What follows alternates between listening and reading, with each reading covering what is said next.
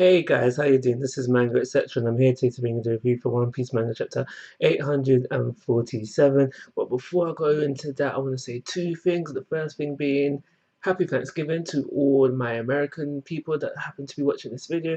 And the second thing is I am currently running a free giveaway on the channel. So if you're interested in that, in the top right hand corner, click there and there'll be a video that'll lead you to a video for full details on that. If it's not in the right, obviously check the left, but it is the top. But yeah, let's get into the chapter. So the first thing off, we have the scene with Chopper and Carrot. So Brewerly has captured them, and they're not gonna try for that reindeer human meat now. They want to sample that rabbit mince meat. So they're actually trying to cook a carrot, which is kind of funny. But they have Chopper there as well. He's tied up in his human form, and Chopper's there like, yeah, because I'm in my human form, I can instantly transform and get out of this, transform back into his hybrid form and he'll shrink in size, he'll be able to get out. And it's like, he's obviously got some sort of plan because he goes on to saying how he can use Monster Point again. So they've been captured, but it seems like Chopper has a plan to get them out of it. If that's going to go well, I honestly do not know, but we'll see as things progress.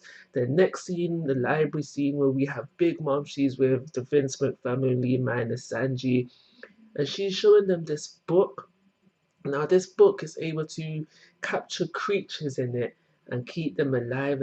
I think it was mentioned that they don't change at this point. But the only interesting thing, there was two interesting things about the scene. The first interesting thing was how she mentions that how she took someone from the Long Arm tribe, which the Long Arm tribe would be, for an example, would be the Supernova Scratch, and no, yeah, and the long leg tribe would be that guy from the Colosseum fights.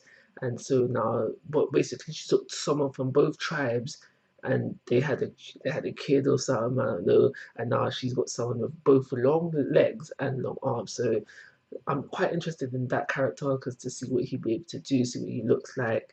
That's quite interesting. But the other interesting thing that was mentioned during this library scene was where Daddy Vinsmoke said, I've noticed that you're trying to gather like all the races into one place. That's what you hope for Tota Island to be. But I noticed that there's no giants here. When Daddy Vinsmoke mentions that, we see a mood change in Big Mom, and she's like, "No, you must be mistaken." But it just seemed that something has happened between the giants and Big Mom, and that's why there's no giants in her area. And so we have that. The next thing we flip over to is Big Mom's conversation with Luffy through the Mushi, where Big Mom is basically telling Luffy, "You're not gonna stay here until the wedding takes place.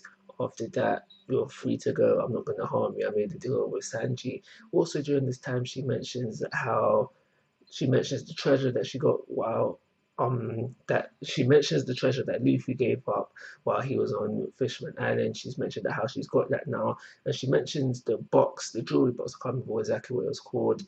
Remember that this jewelry book has explosives in it, but she hasn't opened that yet.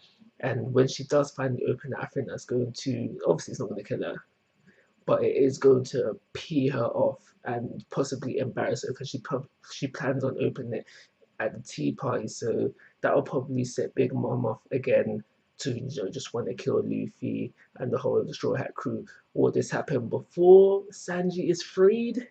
I do not know, but I definitely know she's going to be peed off and want to kill Luffy again once she opens that. Another thing that is mentioned during this time is how the whole situation with Lola and Nami. She mentions how I wish you had killed her. She's ruined everything for me. And it's just during this time we find out through Big Mom, she tells us if Lola went through with her arranged marriage, she ran away from it. She says that she would have been able to take out Shanks, Kaido, and Whitebeard and already be Pirate King and her case Queen. So when I've read that, I've been, and up until now, I've been, and I probably still am as you're viewing this, racking my brain to think, who, who could the guy be that will have maybe not be powerful as and strong, but have such a worldly influence that Big Mom would be able to have achieved all those things. And I can't think of who that could be. Obviously, if you have any ideas, I'd be very interested to hear them, so leave that in the comment section. But yeah, we have that as well. You know, Luffy is just there hyping up, saying, you know what, I'm still gonna, we may be cool now, but I'm gonna pick a fight with you again. And you know, we have Big Mom's like, just easy, just yo, calm down, young blood. I'm in control right now. If I wanted to, I could just snap my fingers and you'd be dead. So we have all of that. We have a little, we can't even call it a scene really. It was a page maybe, not just 3 panels. And you see Sanji crying. He's like, Luffy, guys, don't do nothing rash. And then we get flipped to the last bit of the page where we see Pedro. Well, actually, we don't even see Pedro, but we know that he's gone on the attack. And Brook is saying, yeah, it's time for my special live concert.